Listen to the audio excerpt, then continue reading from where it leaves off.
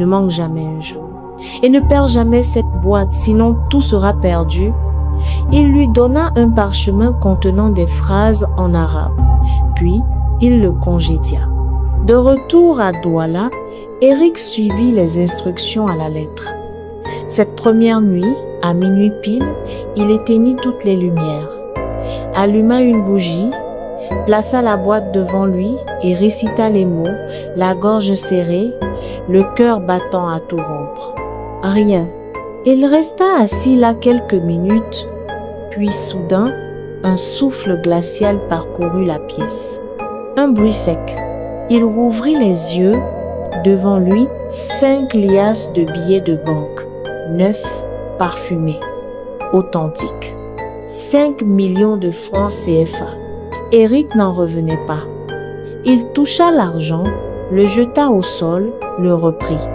C'était bien réel. Il cria de joie, sortit dans la rue pieds nus, dansant au clair de lune. Il venait de devenir riche. Le lendemain, il quitta immédiatement sa chambre insalubre de Newbell pour s'installer dans une luxueuse villa à Bonapriso. Il acheta une voiture allemande dernier cri, des vêtements de marque, un téléphone dernier cri et engagea même une ménagère, Awa. Le rituel, il le répéta chaque nuit. Et chaque nuit, l'argent apparaissait. Avec son nouveau capital, Eric ouvrit une première boutique à Aqua, puis une deuxième à Bali. Il voyagea en Chine pour importer des téléphones, en Turquie pour des vêtements, à Dubaï pour des accessoires de luxe. Son nom circulait dans les cercles d'affaires. On commençait à le considérer comme un homme influent. Il organisait des soirées privées dans des villas, sponsorisait des artistes, conduisait une vie de prince, mais il y avait une condition à tout cela. Le marabout lui avait rappelé. Chaque mois, il devait séduire une femme, coucher avec elle et laisser le reste se faire. Au début, Eric ne comprenait pas. Il croyait que c'était symbolique. Mais après sa première conquête, une jeune vendeuse d'accessoires, il apprit que la fille était morte d'un AVC 3 jours plus tard. Elle n'avait aucun antécédent. La deuxième, une étudiante, mourut d'une embolie. La troisième, d'une crise cardiaque inexpliquée.